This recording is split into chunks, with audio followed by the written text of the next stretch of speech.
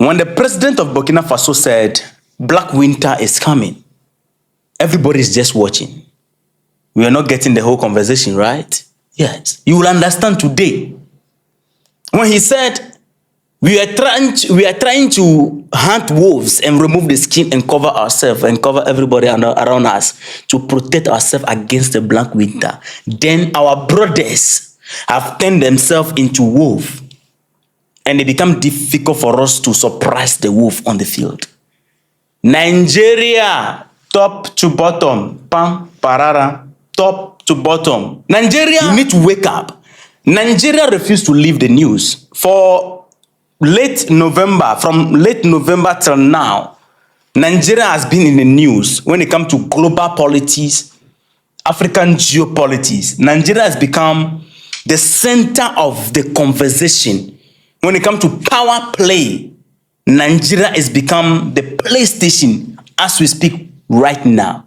Let me ask you this question before we move forward. The United States, let me break this for you, has started a new operation in Nigeria. When we get to the detail, you will understand when they say black winter is coming and some of our brothers are turning into wolves. So sorry for those of you who may not watch the video to the end. I'm very sorry because vital informations I'm going to drop in this video. Vital informations are out. Now, let me ask you this question. The last military operation conducted by the United States to protect the life of civilians in Nigeria against stateless people. We saw evidence of the strike. They released that footage. Evidence of the impact on the stateless people is nowhere to be found. We saw structures being broken. No soul die, be it stateless or civilian. Where are the impact? Because according to the detail, it says that multiple strikes were launched and stateless people move in the operation. Where are the video footage? Only they saw them, the people who move.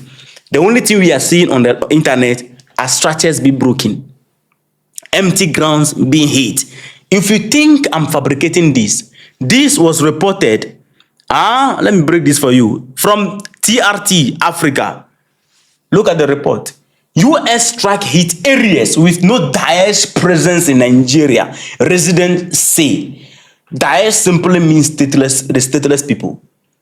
They posted it on their Facebook page. So this is the caption that they put, and then they put this flyer behind it. So I screenshot it. So the details say villagers in northwestern. This time they are moving from the northwestern to the northeastern. Relax. Villagers in northwestern Nigeria hit by debris from a recent US strike have said the Daesh terror group was not present in the area, report says. Meanwhile, there were multiple surveillance, weeks of surveillance before this strike was launched. How were they able to miss the stateless people? Only broke a structure. Structure reportedly said that this is where the stateless people have been living. Them go hit empty ground, oh. Nigeria, wake up. What exactly is the target? Let's ask that question. Anyway, we will understand when we get down into detail. This is the latest development coming on board right now. If you're already here, this is official Survivor Media. We are not sensationists. We analyze the facts on ground with evidence and ask the necessary questions. This is your home. This is not a content creating. No. This is the home for information. Constructive information and analysis. So do well and hit the like button, subscribe to be part of the family, and put us on notifications so that when we drop it, you have access to it. Let's get right into it. The US resumes military operations in Nigeria. They have paused after the first operation, so they have now resumed again. The details said the United States has restarted intelligence, surveillance, and reconnaissance RSR flight. Why this particular flight? We'll understand. What is the purpose of the flight? What the flight can do? The function of this flight? We need to know because we are on the continent. Anything flying over our head, we need to know what it is and what it can do. Flight over the Sambisa forest in Borno state, northeastern Nigeria. The first one was in the western Nigeria. Second one is happening in the eastern. Why? We'll understand. Don't worry, let us not rush. This follow a brief pause in operation after recent US strikes on the stateless people link target in Sokoto State. I don't want to be using their name, so I'll be using stateless so that you will understand. Now let's look at what this flight can do. Because we are surprised that this flight is what they use, recently, before the first operation, was roaming and then gathering surveillance. And they were able to hit target. According to them, stateless people die, but we can't see the video footage. And residents are saying that, oh, them hit empty structures. So we are surprised that this is the flight they use. And they miss that. If this is actually the flight that was used in the previous operation to gather intelligence before the strike happened, then it should be able to impact the stateless people. They shouldn't have missed them. That's why we are surprised. Because when you look at the reconnaissance RSR aircraft, it is a fully packed surveillance aircraft. These are the functions of the aircraft we are dealing with. It has intelligence gathering. The aircraft has the capacity to gather signals, intelligence. Any signal in the area, they can get imagery intelligence, real time. Any image on the ground, the aircraft has the capacity to capture it. If this is an animal, it will zoom it, get the detail. Okay, this is the type of animal we have here. If it's a child here, this is a child, a male or female. If it's a woman here, a man here, they can get every image on board. That is not all. When you come down, it is packed with what they call surveillance and reconnaissance, real-time video feed. So everything on the ground, it's like you can see in real-time movie, more than 4K live feed from everything that is on the ground, wherever they are.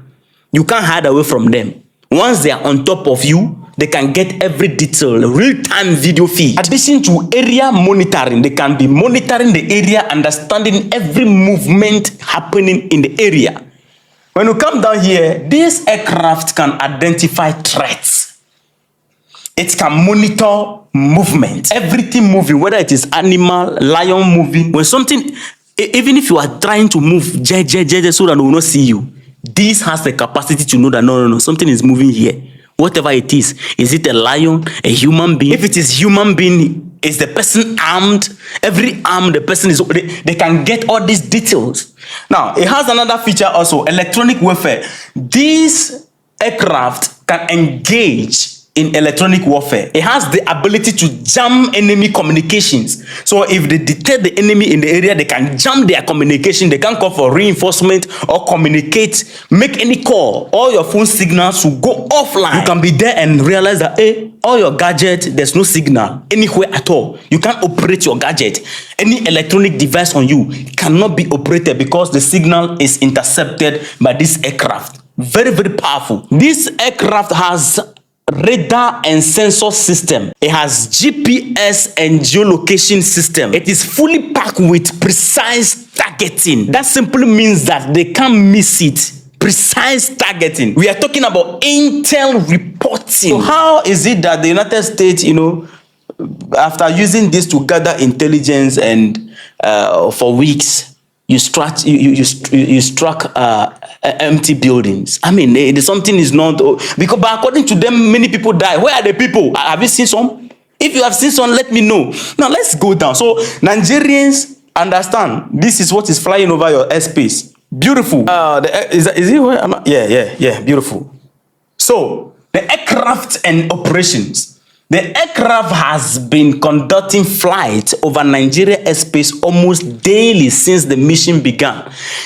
At first, they paused and then they restarted. Before the first strike, they were going up and down daily for like 2-3 weeks before we heard about the strike. Now, since they are conducting this one again, it simply means that we may be here and hear about, another operation in few days in the northeastern Nigeria. Now, when you look at the report carefully, look at something here. This time, their target is in Borno State, northeastern Nigeria. Let's get that straight. When we talk about Borno State, this is what you're talking about, where the mark is right here. The first strike that happened in Sokoto, northwest Nigeria, right here. The border of Niger. This is Sokoto right here, the border of Niger. Now they are moving from Sokoto, from here all the way, and they are coming to operate here. And not here alone. There's another dimension. You will get it. Okay, there's something. You see this blue line? These two blue line, 1 and 2. This place. There's something about this place. Let's get into the detail. You'll understand. Hit the like button for me. If you are enjoying the conversation, hit the like button for me. Now, what is the focus of this particular mission, new mission right now, as they are moving in the air? The mission reportedly focus on gathering intelligence on the Islamic, blah, blah, blah, blah. These guys, them, the stateless people that operate in the northeast and around the Lake Chad Basin. That is where I want you to look at. When you talk about the Lake Chad Basin, you are talking about this place. That is the Lake Chad Basin. These blue lines. That is the Lake Chad Basin. So they are operating in Borno State, but their target, the people according to them, they are operating in this area. And this is the line that connects Niger, Chad, and Nigeria together. So from Sokoto all the way, this is the new target. Last time they launched it here, we didn't see anybody die. But now they are coming here. Although this whole area is Borno State, the Lake Chad Basin is their main target. Is anybody connecting anything? Okay. The last detail said this is as a result of security cooperation between Nigeria and the United States. The renewed surveillance, which we are talking about right now, comes shortly after high-level meeting between Nigeria's National Security Advisor, Nuhu Rabidu, and U.S. Defense Secretary in Washington. So they sat down and agreed that, okay, we can continue with your operation. Now, let me show you something on the map quickly and we move forward. This is where the whole conversation is centered around. Nigeria and Niger are sharing a very large border. Where the United States launched from the last time was here. They were in the Gulf of Guinea. Oh, this thing should operate like beautiful. Let me use the red one. Good. They were in the Gulf of Guinea right here, below Lagos right here. And they struck from here all the way to this side, Sokoto. This is the border between Nigeria and Niger. Very large border. And where the United States launched their first operation was so close to the border of Niger right here. So everything is just happening around the border of Niger. Our concern right now is that what if tomorrow they launch another strike and then we hear that, oh, mistakenly it crossed this red line and enter here. Although they were targeting stateless people, but mistakenly they are a land here. Who is going to do anything to them? Nobody. You hear the UN condemn this one. Those are the things you hear in the news. African Union condemn the action of the United States. UN condemn the action of the United States. European Union condemn the action of the United States. China condemn. These are the things you hear in the news. Nothing will happen. That's why we are concerned. Nigeria should wake up. Now, it is no longer here because when the operation happened, we didn't see any of the stateless people poof. None of them poof. We only saw empty ground and structures being broken. None of them we didn't see. Now, the move is moving from here now all the way, and operation is ongoing here, where I'm drawing the blue line here. And their main target is somewhere here. Our concern again, if they are doing anything, they shouldn't cross this red line. Now, the reason why we are concerned about the red line crossing is because Niger is not the largest supplier of uranium in the world, but one of the major suppliers of uranium. And uranium is the future of power, the future of military right now as we speak. Uranium. And Niger is sitting on it right here and deciding who they want to trade it with. The one who have access to more uranium will produce more weapons. Uranium is the future of weapon production. It's the future of military right now. Let me show you something again. You see this? The competition globally, geopolitically, the competition between the East and the West is very loud. That one, nobody will dispute that fact. Now, we want the uranium here to empower our military to be strong against our opponent. You have abundance of the uranium. and you claim sovereignty, and you decided to sit on it, and then you want to trade with our opponent. What are you trying to do? You are trying to strengthen our opponent against us. Is anybody connecting anything? The blank winter is coming. Our brothers have become wolf. If your brother is become a wolf, and you know that this your brother is become a wolf, can you tear the wolf apart? No. That is what Ibrahim Traore is saying. It becomes difficult right now. Because our brothers also have become wolf. So when we see the wolf, we don't know which one is our brother, which one is the wolf. So it becomes difficult to surprise the wolf. You end up surprising yourself by tearing your brother apart, thinking it's a wolf, because your brother have turned themselves to wolf. That's why in the conversation he put it and said, look, this thing that is coming, we might end up tearing each other's apart. The man was speaking a direct language with parables. Nigeria, wolf to bottom, pam, parara, wolf to bottom. If it is about, if chairman actually care about the life of the civilians, our brothers and sisters, Christians in Nigeria, how about our brothers and sisters in Sudan who are dying daily? Daily, I mean daily. Day and night, we saw video footages. How about them? Why? Why ignore them? Because Sudan is right here. This is Sudan. Sudan, Chad, and then Niger. Why are we not concerned about Sudan, but we are so much suddenly concerned about Nigeria? And the thing about stateless people is not only happening here, but our focus is just here. We want to save the people here, here. Our focus is, these things happening somewhere around here, there, no concern us. Our focus is here. Why? You see, when Ibrahim Traore was speaking the first time the AES met, he said, look, when they formed the AES, one of the nations that they were ready to reclaim, trying to use ECOWAS and African Union to reclaim that particular country, is Niger. That is why they said Burkinabes, they will not fight side by side to defend Niger. That is not what is going to happen. They will be at the front line. You will bypass them before you reach Niger. You understand now? Because they know what Niger hold here. Niger is sitting on power right here. So we are saying that everything happening here, Nigeria, whatever conversation you people have with your people before they are doing operation in the air and surveilling the area, be very careful to make sure that nobody cross this line. Hey, where is the red this thing? We are very concerned because this one, if anything cross this line, you are going to deal with all of us on the continent of Africa. That is true. It's not going to be only about Niger. It's going to be all of us. So we are telling you, anything they are doing in Sokoto, Borno, Lake Basin, please, it should remain within this territory. Nothing should mistakenly move from all the way in the Gulf here and then fly and enter here. And they will tell us it was a mistake. That is what we don't want to hear. Because Nigeria, Africans will not take it easy with you. Now, let me put this even apart and then talk to Nigerians.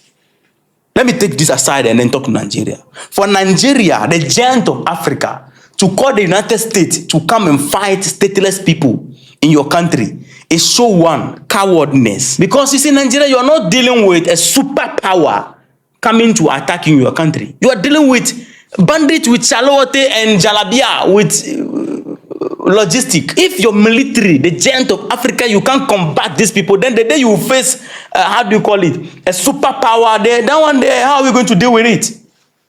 That one you are going to call China, Russia, everybody to come in for you. If your military cannot deal with these stateless people with Chalabia and Chalote with AK-47, then, I mean, why are you the giant of Africa for?